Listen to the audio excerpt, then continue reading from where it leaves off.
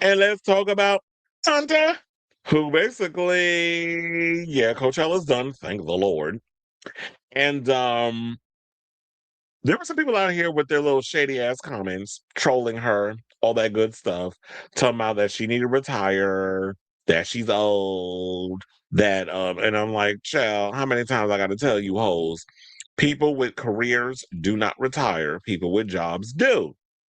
So why the hell she gotta be out here retiring? Because she was out here living her best life with um I almost forgot the child name, Sabrina Carpenter, up on stage. And when people, I was watching the MOVC podcast, and they was talking about that Sabrina looked tired, like she didn't really have a lot of energy, but the audience kind of kept her pumped up. And they said it's probably because Madonna probably had her rehearsal at 3 in the morning. I'm like, y'all didn't really do much on that stage, but you know how much of a perfectionist Madonna is, even down to the most minute detail. I'm like, girl, if you was up in here doing cartwheels and all kinds of other crazy shit, I could understand why you would want to rehearse with somebody so late. But um, nevertheless, that's probably why she was tired. But they turned it out. Nevertheless, Madonna looked good. There were people that were upset saying that Madonna was lip syncing her stuff. First of all, her mic was on because she actually did a acapella of Get Together, which I gagged when I was not expecting that. And I'm really hoping that she performs that song on the tour. Because what I would love from this Confessions tour is that, yeah, you perform a lot of the songs from Confessions 1, perform a lot of the songs from Confessions 2, throw a couple of the classics in, and that's pretty much a book. And just mix up all the songs in between and just make the whole tour work around those two eras. So it's like one big party. And yeah, I mean, I don't. Madonna wasn't lip syncing, even though she did fuck up when she did when she was trying to do lip sync to Strike a Pose part. She kept delaying putting the microphone on her mouth. Sabrina did that a couple of times that night too, because I was noticing. But I think what it is that they had the backing track was loud and it was over their actual vocals. So the backing track was loud. Sabrina was singing, Madonna was singing, but what you was hearing was mostly the pre-recorded backing track that was loud during the performance, and it could have been like a technical thing or what was, I don't know, it could have been something that was going on with within Coachella, and how they just wanted everything to sound perfect, because these days anybody be off pitch with a vocal, y'all be mad. So now they have to bring perfection to when people perform on all these type of shows and things.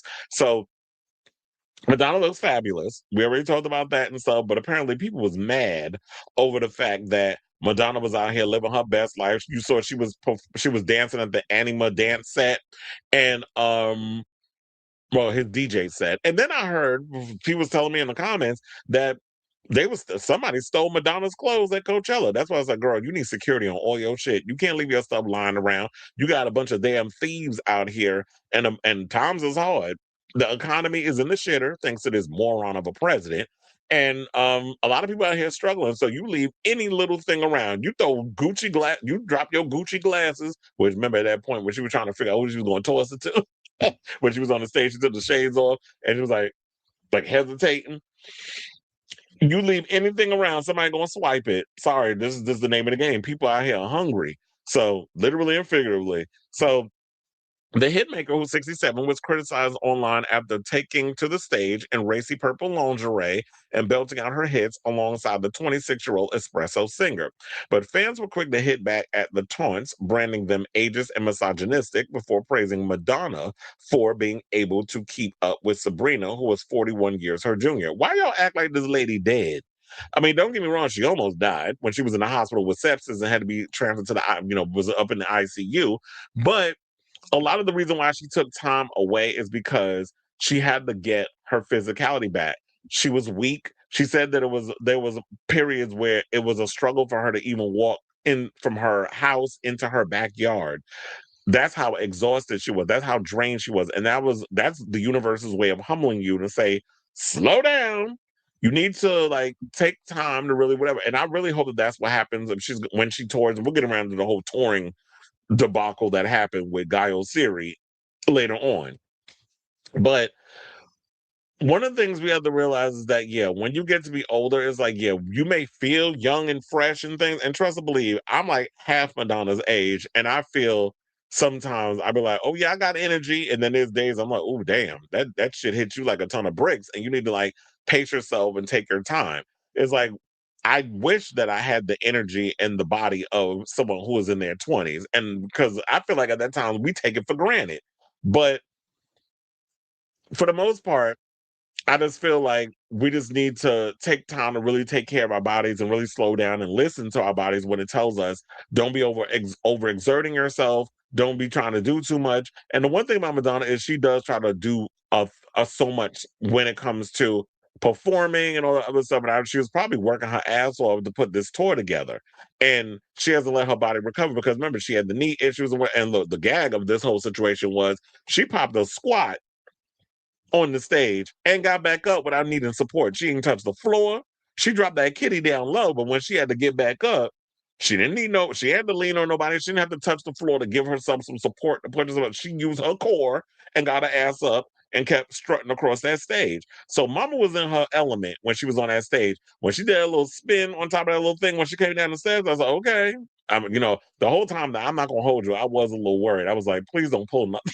Like I was stressed out because when people of a certain age, it's like we want to see you out here dipping and doing it and performing and having a good time, but don't do so much when you're gonna pull something or hurt yourself.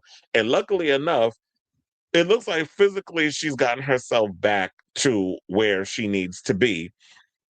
And I think Mama's ready to get back out there and live her best life and perform. And I'm looking forward to it. So they said Madonna is an icon, a legend, a superstar. She is an icon. She's a legend. She's a moment. That's Wendy Williams. They said Madonna is an icon, a legend, a superstar. She looks amazing. Her performance is amazing. She can keep up with a 25-year-old performer. Thought I'd check it on Twitter. Thought I'd check in on Twitter, but all people are doing is tearing down. Well, of course, that's fucking Twitter. It's a cesspool of trolls. They're tearing down Madonna. Leave the queen alone. She earned the right to live her life as she wants to. Because there was a couple of tweets where people said, one said, another person said, Madonna's doing great. Only ageist, misogynistic, insecure people who have issues with women of a certain age still doing what they want in life are bothered. If you don't like her, just look away. Don't stream her songs. Don't buy her concert tickets. She is doing okay without you. Of course. And that's why I said, y'all sitting over here mad. She out here just doing her regardless. And y'all don't realize that shit fuels her. That is not gonna make her be like, oh my God, they're making fun of me. I'm gonna go away. I'm like, she's dealt with this her entire career. So if it ain't stopped her 30 plus years, because I ain't gonna say it happened to her the full 40, but if it ain't happened to her, if she hasn't stopped doing what she wants to do for the past 3 decades, she ain't gonna stop now. And now another person said, I mean, she still is selling out shows, so not everyone thinks she should retire.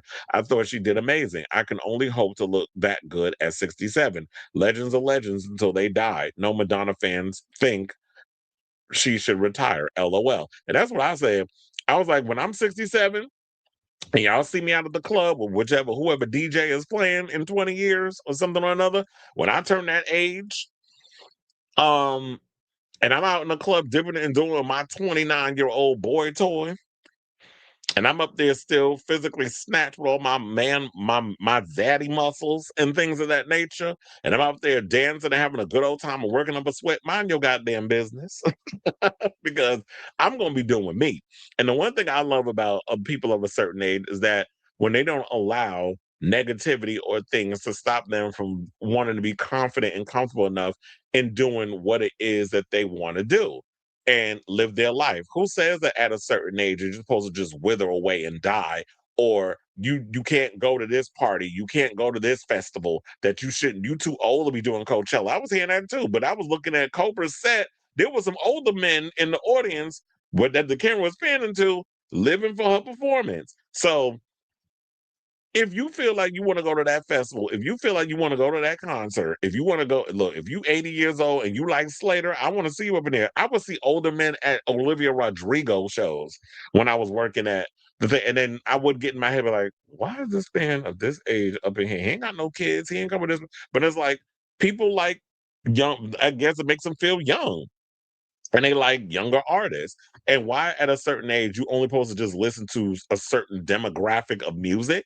It's like, well, even me, like I'm past the demographic of a Olivia Rodrigo or even like any of the or Samba or any of those artists. But I pay attention to know what's going on. If they drop a bop, I'm gonna listen to it. Like, why am I going to stop listening to certain songs or certain artists because once you hit a certain age and you pass and you've been aged out of certain situations. Because I'm not aged out of the whole 18 to 49 demographic that they the usual typical demographic that they have with who they take seriously in the movers and the shakers. But even if you pass that prime, live your best life. So then they said that Madonna emerged as didn't really get into details of how she came out and all that other mess, but um then they talk about Gina Davis and the monologue and all that other stuff. Okay, we don't need to get into all of that because it's like y'all already saw the thing. A lot of people gave their comments. Oh, you know what? I'll even read some of the negative ones because we're equal opportunity channel. um, So yeah, one person said, "Whatever you think about Madonna, your post is undoubtedly ageist, sexist, and misogynistic. Why are you so afraid? You're a bigot. Simply put, get over yourself." Another person said, "If you think Madonna's too old to perform, you are ageist. Full stop." Another person said, "Would you say the same ageist comment when the artist is male, like Paul McCartney, who's 83 years old and still performs in concerts? Madonna and Paul McCartney are their own bosses. They are not employees. They decide when they retire." And then, of course, when some of the pictures I was looking at, let me hold on. Maybe I should pull that up for y'all to see some of these trolls up on here because I'm sitting there like, I know y'all not talking because when I see some of y'all pictures up in here, y'all look that great your damn self. So one person said this, I'm sure you can see it, as if Madonna is going to listen to misogynistic and ageist men. Um, this man who looks older than Madonna and probably not, but you need some moisturizer, said, "Is that Madonna again? She needs to retire." You know what I mean? From that same job that you're probably miserable here in. Then this man who literally looks like someone's great great grandfather is talking about great grandma Madonna needs to pack it up. How you going to sit and read somebody for being old and you look old in your own damn picture? Make that make damn sense. What's wrong with people? Like when y'all be up in here trying to read, y'all own a do you own a mirror and got the nerve to have a rainbow goddamn emoji up in the situation? So you a whole faggot saying this. Now, another person said, "Can't sing, can't dance." First of all, she got half a head, so I can only imagine what your botched face looking ass look like. Now, this person said, "Can't sing, can't dance." That's when a 67-year-old woman needs to retire with dignity and grace. Why y'all always talking about with dignity and grace? What would have been dignified and grace was if you didn't post this shit on social media. But of course, with your half a head looking ass, felt the need to post your opinion and thought your ass wasn't gonna get dragged. But I'm sure she did. So I forgot we're talking about Madonna because she's pathetic. Well, bitch, pot me kettle. Another person said Madonna looks like her great great grandma. This is like so late when y'all want to talk about great great grandmas. First of all, you wish your grandmother looked like her. And then this other person, Clark Nato, which somebody should probably call your name Cunt Nato, bringing out 80-year-old Madonna. First of all, she's not 80, she's 67.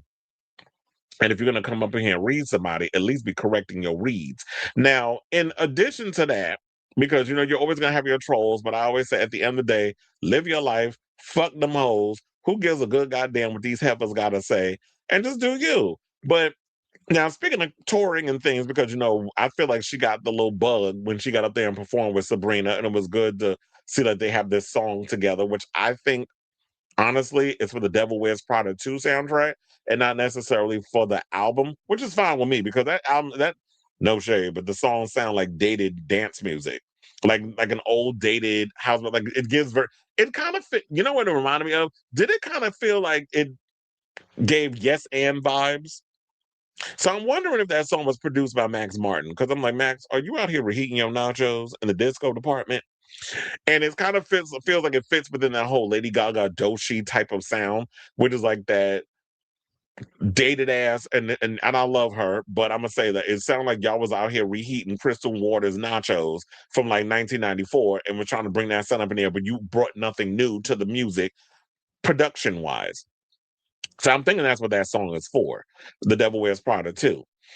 And I hope it is because I feel like with her and Stuart Price, they're gonna give us better stuff. But anyway, to get into the next thing, I want to talk about Guy Oseary, who recently did an interview with Mark Malkin. I'm trying to say where did it say where they were? Oh, they said while attending the Breakthrough Prize ceremony in Santa Monica, he was asked by Variety's Mark Malkin about Madonna on whether or not she's going to tour again. So I have the clip because we want to hear what he said from his mouth rather than people running with a bunch of stuff and saying, well, he basically said Madonna's not ever touring, which is literally what it felt like. And then he had to go on social media and clarify that is not what he said. So we're going to play this clip. We're going to come back after the clip and then we're going to talk. Please hold. I mean, I don't think my feet touched the ground. It was so beautiful. I loved seeing the joy that she had and the joy that... You're making me emotional. No, it was emotional. Yeah. I mean, the minute that opening was spectacular. The music was just beautiful. It was a really special night, and it was our 20-year anniversary. So our first from the dance tent. Yeah, from the dance tent. Tell me, how did it come about that she would do this with Sabrina? Whose idea was it? I mean, I think they've been working on stuff together. They performed the song last night. Yeah. So they're already collaborating. And but who called you and said, Madonna, Coachella, Sabrina? I think Madonna told me that she and Sabrina talked about it. It was not my idea. It was a brilliant idea, and I think the core of it is what showed last night, which is the love, and it was beautiful. Tell me about the rest of the album. What's the feeling? Is it all dance? Tell me. Well, I Feel So Free is the first song. Have you heard it? Yes. Okay, so that's doing great, and I think it's a great setup for the album. She introduces it in the song. She's like, well, thank you for coming, and she talks about basically the journey you're about to take on, and it goes the whole way through the record. It's a journey. Are we going to see her on tour? I'm not sure yet. Do you want to see her on tour? I want to see her happy. So whatever makes her happy, I'm all there for it. And then her doing sort of a parody of her movie with the studio. Come on, that's brilliant. I can't speak on that. I know you can't, but I always have to ask. We're having a good time. Will we see the limited series or a movie? I can't speak on that. Yeah, so basically that's what he pretty much said. And I actually hope that he doesn't really speak on the whole thing regarding the movie. Because I remember at one point they said that what's his name? Sean Levy is supposed to be doing a series on Madonna for Netflix. So, and I don't think that Julia Garner is involved in that. But I'm looking forward to seeing what they're going to do with that. I also think you could do the limited series, but we could also get the movie Michael Jackson style. So hopefully if the Michael Jackson movie does well, which I believe it will, then maybe what will happen is that Universal or somebody will be like, you know what, let's revisit the Madonna biopic. Madonna let somebody who has experience in directing these films direct, and don't be the director, please. You can co-write the script, you could be a consultant, you can have very much hands-on in all the details and make sure they get everything right, similar to what the Jackson family has been doing, the Jackson estate has been doing with this film, and get your story out there. At least I think she wants to be 110% honest about what went on in her life and not pull what the Jacksons are allegedly doing. And we'll see how that turns out when the movie comes out this week. But in regards to the and I'm looking forward to seeing the studio season 2 when that comes out with her 2-part episode with Julia Garner. But I'm hoping that they get that movie off the ground. Now, regardless of what he said, I know a lot of people took not a lot of people, but people took what he said as him saying, "Oh, she's never gonna tour again," and all this other stuff. And I like the fact that he's saying that I'm gonna let her tell what she wants you to tell, what she wants you to know when that time comes around. I'm not going to sit up here and be like, well, yeah, this is what's happening, that's what's happening. It's like when Madonna's ready to get that information out there, because she don't like her tea being leaked when it comes to her business situations, her business endeavors.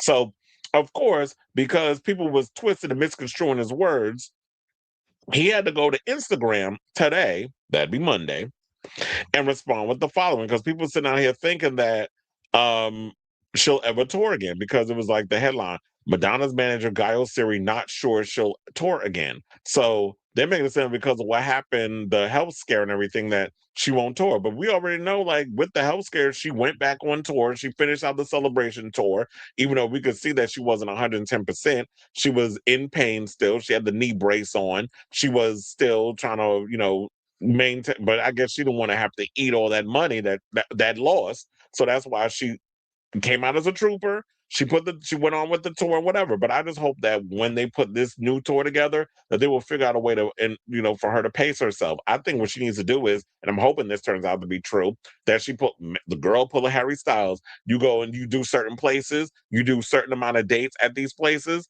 and that'll be the show. People have to fly out to you. If you want to pull a Harry Styles and be like, you know what, I'm gonna do 50 dates at the Garden and lock them in like a residency, which I've been saying she should have did that from the beginning. And that'll really get people to be like, okay, let's bring revenue to New York. So everybody's got to fly in from wherever to New York to see her perform at the Garden, because we booked this year. We don't have there's no more room at the end in 2026. So he went on to say, not true. I was asked, are we going to see her on tour? I said, not sure yet. I never said not sure she'll tour again. That's ridiculous. Of course she will tour again. She wants to share her music with her fans. Not sure yet. The plans. Stay tuned. Well, people have to realize the album is not out yet. Can we get the album on July 3rd before everybody start running around talking about, is she gonna tour? Like she ain't gonna put the cart before the horse. Madonna is they're taking more of an old school approach, which is why everybody's upset. I'm hearing the music so like right away. It's like she's doing it old school. I'm gonna release the song for 24 hours over there on Pride Radio. Shout out to them. Then I'm gonna put the song on Apple Music, which you can now listen to. And I'm sure it's on Spotify and all the other places because I've been listening to it nonstop. And then I'm going to put out the what do you call it? The visualizer. Put that out. Everybody's putting out their reaction videos and all this good stuff. So she's doing it little by. She's trying to take the old school approach, and people are not understanding that. It's like, well, why you can't just put it up on social media? Because y'all don't value shit. And I think like with Madonna, she wants this to be an era, and she wants people to just be in the moment, be present, and she's setting the mood, which is why she did that song as I Feel So Free as the first single, setting the mood of what's going to be coming with this era. And then down the road, I'm sure like shortly after, once the album drops, then maybe she'll make an announcement about a tour. But can we get there first before the other stuff?